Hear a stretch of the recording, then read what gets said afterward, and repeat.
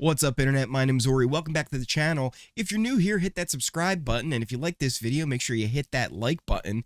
We're going to be running down everything that happened in last night's premiere episode of Big Brother 23. It was a good one. I really enjoyed it.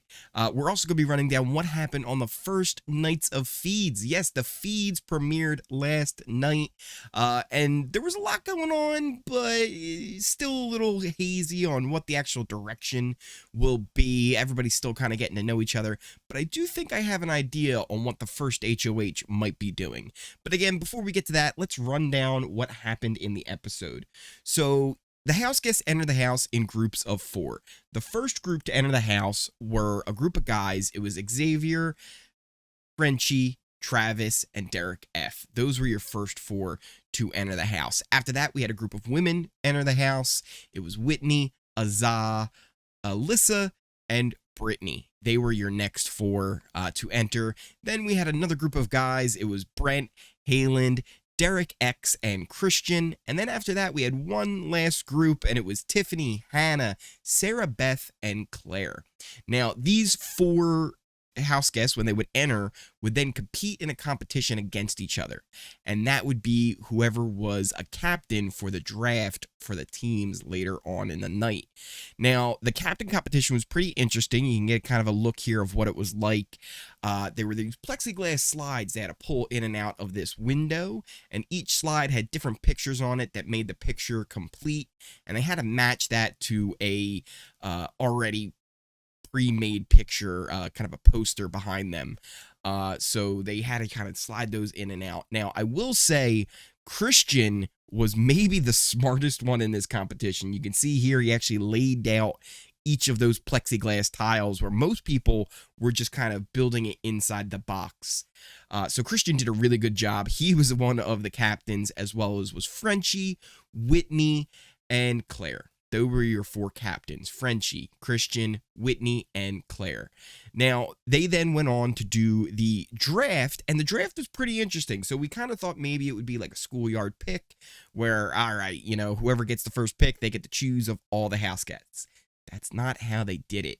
And I actually really, really like the way that Big Brother did this, right? So it wasn't that schoolyard pick. They didn't just get to pick whoever they wanted. They would get the option of 2 house guests that would come up on this big slot machine. And that did a couple of things. One, it made the teams feel more balanced, right? You couldn't just get your pick of the litter on whoever you wanted to be in your team. You only had those 2 choices, and then you had to actually make a tough decision on which one you wanted to go with, just by a short little video that they would say about themselves. The other thing that this did was kind of force maybe a little bit of tension, right? If you're somebody who didn't get picked by one of the captains, you might think, well, they obviously don't want to work with me. So there might be some tension that kind of builds from that. Maybe people will just realize, hey, they were in a tough position. They had to make a choice, and it is what it is. But I did really like the way this all broke down and the way they went about choosing the teams. Now, once the teams were picked, I will show you here. These are what we ended up with. So for Frenchie, he was the captain. He ended up with Azah, Britini, and Derek F. In that second row there, you had Whitney, who was one of the captains. She ended up going with Brent, Derek X, and Hannah. We also had Christian, who was one of the captains, and he went with Alyssa. Is that Xavier? And then Sarah Beth, still learning names. And then we had Claire, Kyland, Tiffany, and Travis on a team. So those are the teams and how they ended up breaking down. Now, once we had the teams, we jumped right into the first HOH competition.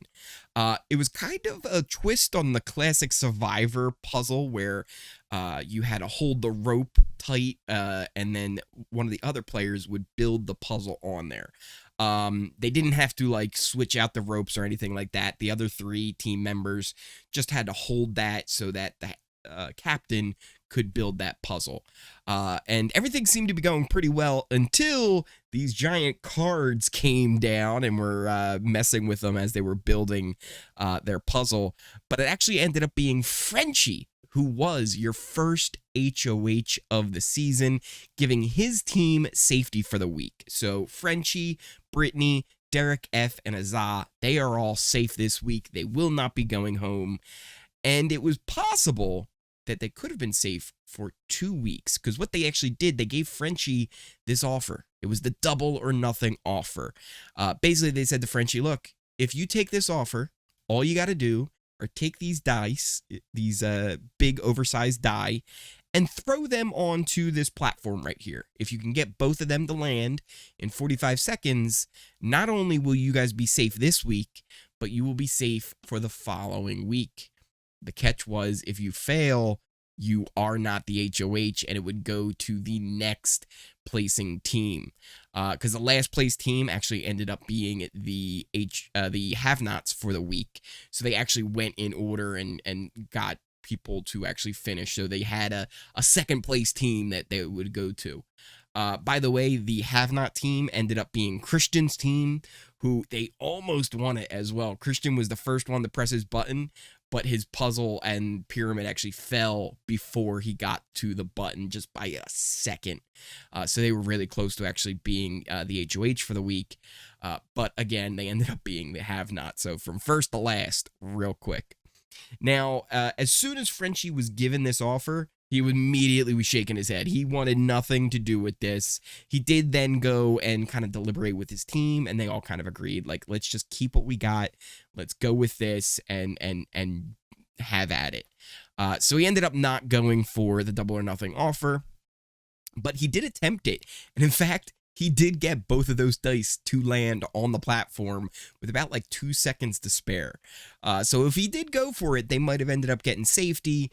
But we were actually talking in my live stream last night, and most people, we all kind of agreed that the pressure was off. This was just for fun. And once you put that pressure on, it could have been a completely different scenario. And he might not have actually made that competition work. He might have had a little bit more pressure on him, and it wouldn't have worked out for them.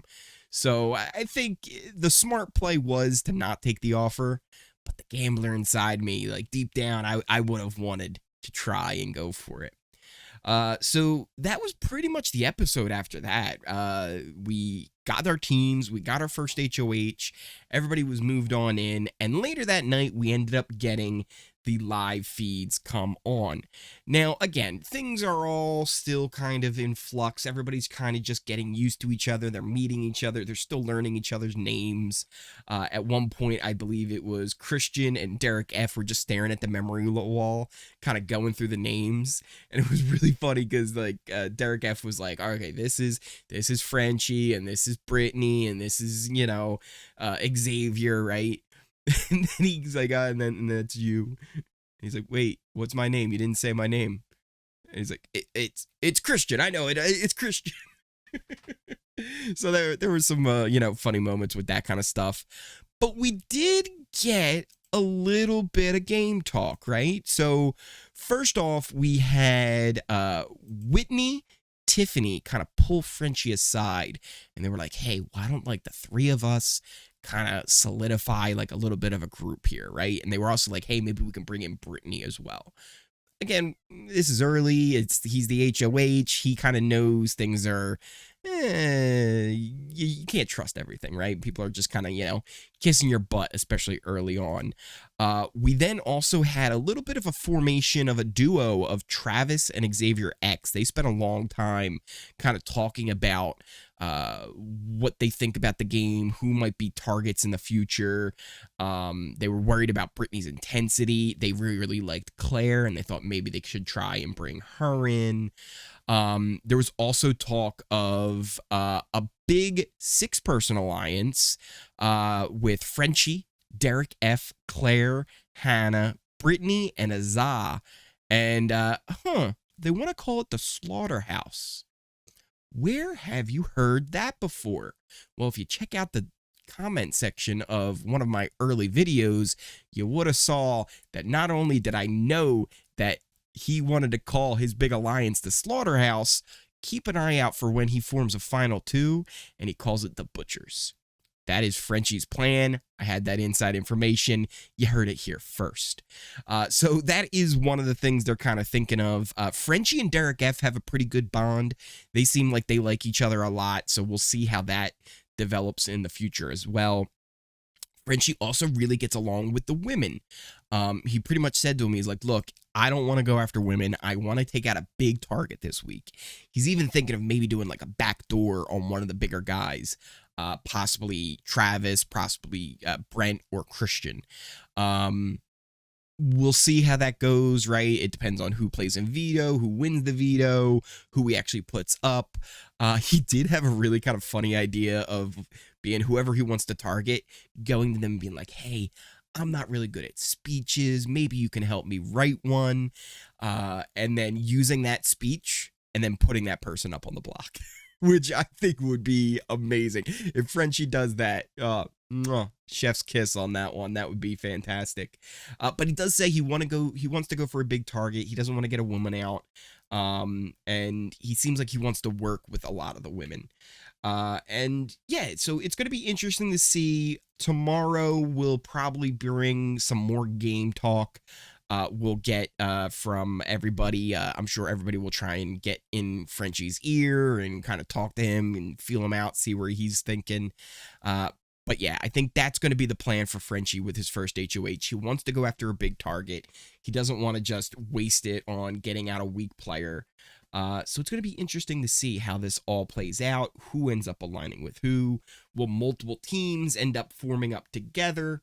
We'll see. But yeah. What do you guys think? What did you think of the episode? Did you watch the live feeds last night? What do you think of the Houseguests so far? Do you have any early favorites? Do you have any predictions on who's going to end up being aligned with who? Let me know in those comments down below.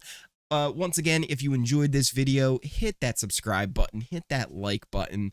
You can also follow me over on Twitter, same name as here. Twitter.com/OriStreams. Also, you can find me over on Twitch, where I will be gaming every so often, also watching some of the live feeds along with you guys, talking about Big Brother stuff. And as always, I will see you all next time.